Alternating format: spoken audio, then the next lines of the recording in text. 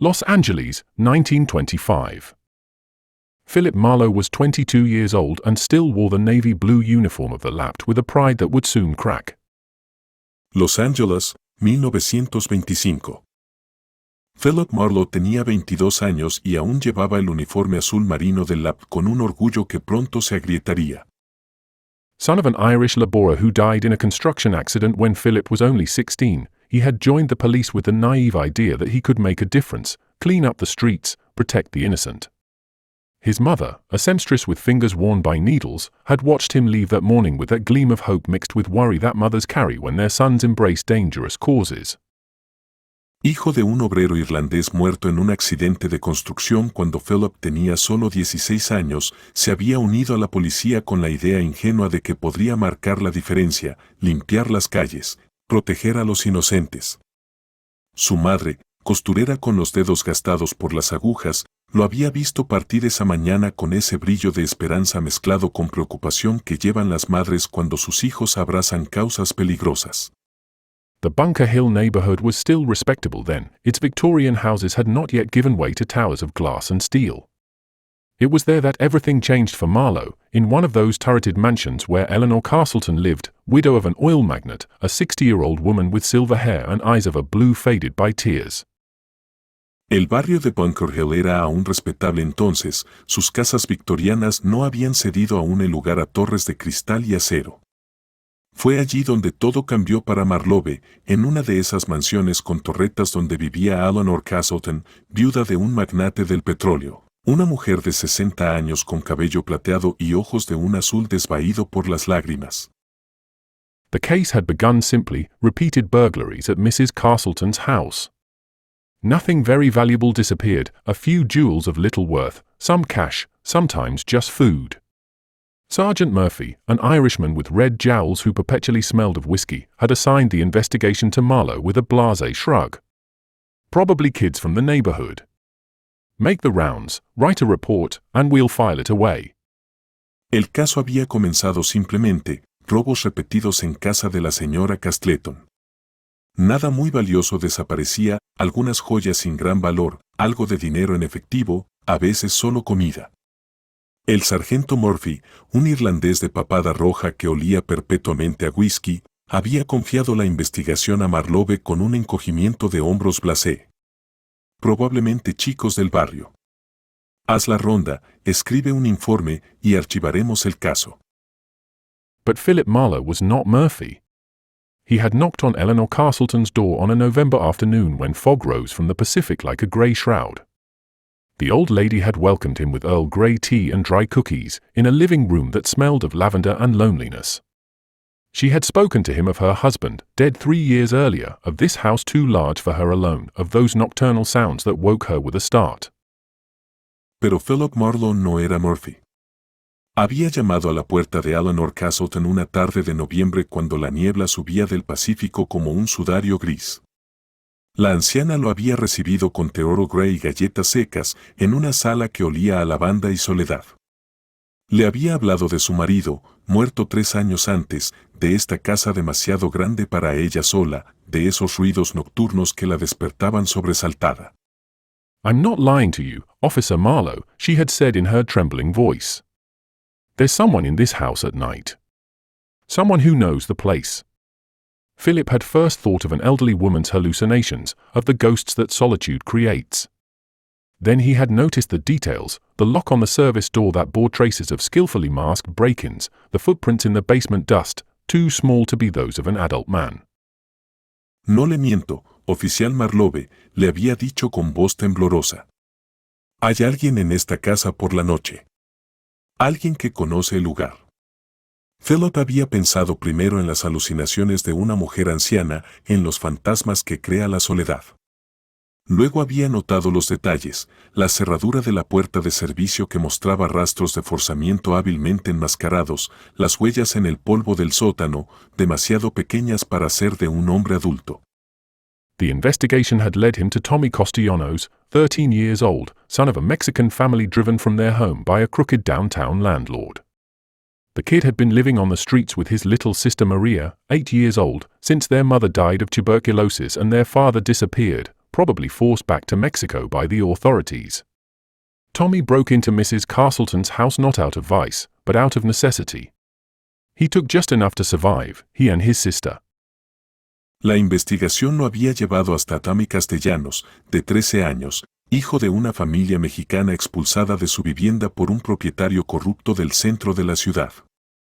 El chico vivía en las calles con su pequeña hermana María, de 8 años, desde que su madre murió de tuberculosis y su padre desapareció, probablemente devuelto por la fuerza a México por las autoridades. Tommy se introducía en casa de la señora Castleton no por vicio, sino por necesidad. Tomaba solo lo necesario para sobrevivir, él y su hermana. Philip had found them huddled in an abandoned shed in Boyle Heights, 2 children with eyes too large in gaunt faces. Tommy had looked at him with that fierce pride of the poor who refuse pity, ready to fight to the end. Maria clutched a frayed rag doll, the only vestige of their former life. "You gonna arrest us?" Tommy had asked in Spanish, then in broken English. Philip los había encontrado acurrucados en un cobertizo abandonado de Boyle Heights, 2 niños con ojos demasiado grandes en rostros demacrados. Tommy lo había mirado con ese orgullo feroz de los pobres que rechazan la compasión, listo para luchar hasta el final. María apretaba contra sí una muñeca de trapo deshilachada, único vestigio de su vida anterior. ¿Nos va a arrestar?, había preguntado Tommy en español, luego en inglés quebrado. Philip had looked at these 2 children surviving in a city that didn't want them, in a country that considered them intruders. He had thought of the law, of his duty, of his oath. Then he had thought of his own childhood after his father's death, of the nights when his mother sewed until dawn to pay the rent, of the hunger that gnawed at his stomach when money was short. No, he had answered. "I'm not going to arrest you." Philip había mirado a estos 2 niños sobreviviendo en una ciudad que no los quería, en un país que los consideraba intrusos. Había pensado en la ley, en su deber, en su juramento. Luego había pensado en su propia infancia después de la muerte de su padre, en las noches cuando su madre cosía hasta el amanecer para pagar el alquiler, en el hambre que atenazaba el estómago cuando faltaba el dinero. No, había respondido. No los voy a arrestar. Instead, Philip Marlowe had done something that would change the course of his life. He had returned to see Eleanor Castleton and told her the truth. The whole truth. He expected anger, demands for immediate arrest. Instead, the old lady had wept. Those poor children. My God, in my own city. 3 days later, Tommy and Maria Castellanos moved into the former servants' room of the Castleton house. Eleanor had found in them the family she had never had, and they had found in her the grandmother that life had denied them. En cambio, Philip Marlowe había hecho algo que cambiaría el curso de su vida. Había vuelto a ver a Eleanor Castleton y le había contado la verdad. Toda la verdad. Esperaba ira, exigencias de arresto inmediato. En cambio, la anciana había llorado. Esos pobres niños. Dios mío, en mi propia ciudad. 3 días después, Tommy y María Castellanos se mudaron al antiguo cuarto de servicio de la casa Castleton. Eleanor había encontrado en ellos la familia que nunca había tenido, y ellos habían encontrado en ella la abuela que la vida les había negado. Philip had written a report mentioning that the burglaries had ceased, without specifying the exact circumstances. But Murphy was not fooled. And Murphy had connections with Amos Buchanan, a real estate developer who had long coveted the Castleton property to build cheap apartments. Buchanan needed the old lady gone, one way or another. Philip había redactado un informe mencionando que los robos habían cesado, sin especificar las circunstancias exactas. Pero Murphy no era tonto. Y Murphy tenía relaciones con Amos Buchanan, un promotor inmobiliario que codiciaba desde hacía tiempo la propiedad Castleton para construir apartamentos baratos. Buchanan necesitaba que la anciana se fuera, de una manera u otra. "You screwed up, boy," Murphy had told Philip in the station locker room. "Buchanan wants that house. He promised me $500 if I could get the old woman to leave. You just complicated things. Justice isn't for sale, Sergeant." Murphy had laughed, a fat and cynical laugh. "Justice? You still believe that crap?" This city belongs to those who can afford to pay for it. You'd better learn that fast. La cagaste, muchacho, le había dicho Murphy a Philip en el vestuario de la comisaría. Buchanan quiere esa casa. Me prometió $500 si lograba hacer irse a la vieja. Acabas de complicar las cosas. La justicia no se vende, sargento. Murphy había reído, una risa gorda y cínica. ¿Justicia? ¿Todavía crees en esas tonterías? Esta ciudad pertenece a quienes pueden pagarla. Más te vale aprenderlo rápido. Philip had discovered the extent of the corruption a few weeks later. Murphy and a dozen other cops were on Buchanan's payroll. The developer didn't just bribe, he intimidated, threatened, and when that wasn't enough, he acted. Eleanor Castleton had received anonymous letters, her windows had been broken, someone had poisoned her cat. Philip había descubierto la magnitud de la corrupción unas semanas después. Murphy y una docena de otros policías estaban en la nómina de Buchanan. El promotor no se contentaba solo con sobornar, intimidaba, amenazaba, y cuando eso no bastaba, actuaba. Eleanor Castleton había recibido cartas anónimas, habían roto sus ventanas, alguien había envenenado a su gato. Young Philip Marlowe found himself facing a dilemma that would haunt him all his life: respect the law as it was written, or respect justice as he felt it. He had chosen justice. El joven Philip Marlowe se encontró ante un dilema que lo perseguiría toda la vida: respetar la ley tal como estaba escrita, o respetar la justicia tal como la sentía. Había elegido la justicia. One December night, he had waited in the shadows for Buchanan's thugs to come, convinced Mrs. Castleton. There were 3 of them, armed with iron bars and bad intentions. Philip had welcomed them with his Colt 38 and determination forged in cold anger. "You're on private property, gentlemen. I suggest you leave." Una noche de diciembre, había esperado en las sombras que los matones de Buchanan vinieran a convencer a la señora Castleton. Eran 3, armados con barras de hierro y malas intenciones. Philip los había recibido con su Colt 38 y una determinación forjada en ira fría. Están en propiedad privada, caballeros. Les sugiero que se vayan. The confrontation had lasted less than 5 minutes. 2 of the men had fled, the third lay unconscious in Eleanor's rose bushes. Philip hadn't called for backup. He had dragged the man to the street and left him there, with a message for Buchanan scrawled on a piece of paper: "Next time, I'll have less restraint." El enfrentamiento había durado menos de 5 minutos. 2 de los hombres habían huido, el tercero yacía inconsciente en los rosales de Eleanor. Philip no había llamado refuerzos.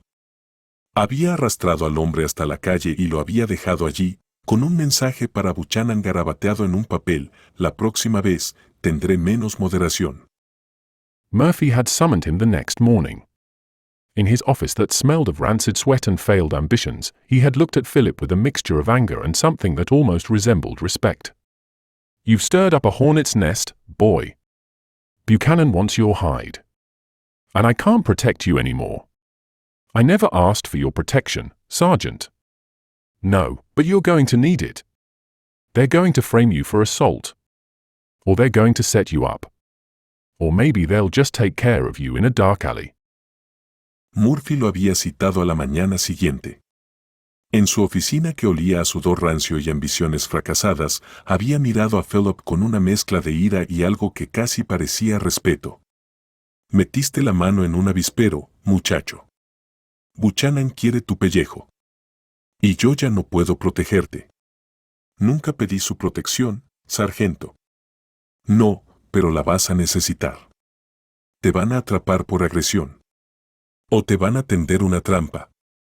O tal vez se ocupen directamente de ti en un callejón oscuro." Philip had resigned from the police that very day. Not out of fear, but out of disgust. He had understood that the uniform he wore with such pride was just a costume in a masquerade where the real criminals had respectable fronts and where justice was negotiated to the highest bidder. Philip había renunciado a la policía ese mismo día. No por miedo, sino por asco.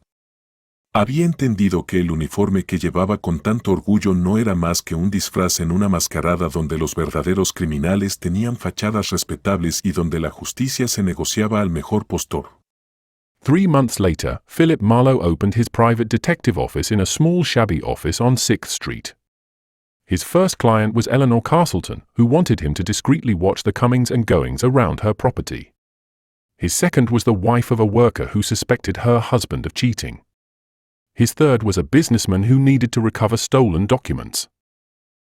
3 meses después, Philip Marlowe abría su oficina de detective privado en una pequeña oficina sórdida de la calle 6. Su primera cliente fue Eleanor Castleton, que quería que vigilara discretamente las idas y venidas alrededor de su propiedad. Su segunda fue la esposa de un obrero que sospechaba que su marido la engañaba.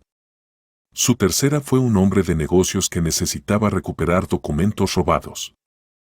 Philip had discovered his calling in that grey zone between law and justice, where a man alone with his principles could still make a difference. He had learned that morality was not a matter of rules written in dusty books, but an inner compass that pointed north even when everyone around you claimed it was south. Philip había descubierto su vocación en esa zona gris entre la ley y la justicia, donde un hombre solo con sus principios aún podía marcar la diferencia. Había aprendido que la moral no era cuestión de reglas escritas en libros polvorientos, sino una brújula interior que señalaba el norte incluso cuando todos a tu alrededor pretendían que era el sur. Years later, when people would ask him why he did this thankless job, Philip Marlowe would think back to Tommy and Maria Costillanos, to Eleanor Castleton, to that December night when he had chosen his side. He would think of Murphy and Buchanan, of all those men who thought everything had a price. Años después, cuando la gente le preguntaría por qué hacía este trabajo ingrato, Philip Marlowe pensaría en Tommy y María Castellanos, en Eleanor Castleton, en esa noche de diciembre cuando había elegido su bando. Pensaría en Murphy y en Buchanan, en todos esos hombres que creían que todo tenía un precio. He would think above all of that fundamental lesson learned at 22, in a world where justice was for sale, an honest man had no choice but to become an outlaw to remain honest. Pensaría sobre todo en esa lección fundamental aprendida a los 22 años. En un mundo donde la justicia estaba en venta, un hombre íntegro no tenía más opción que convertirse en un forajido para seguir siendo honesto.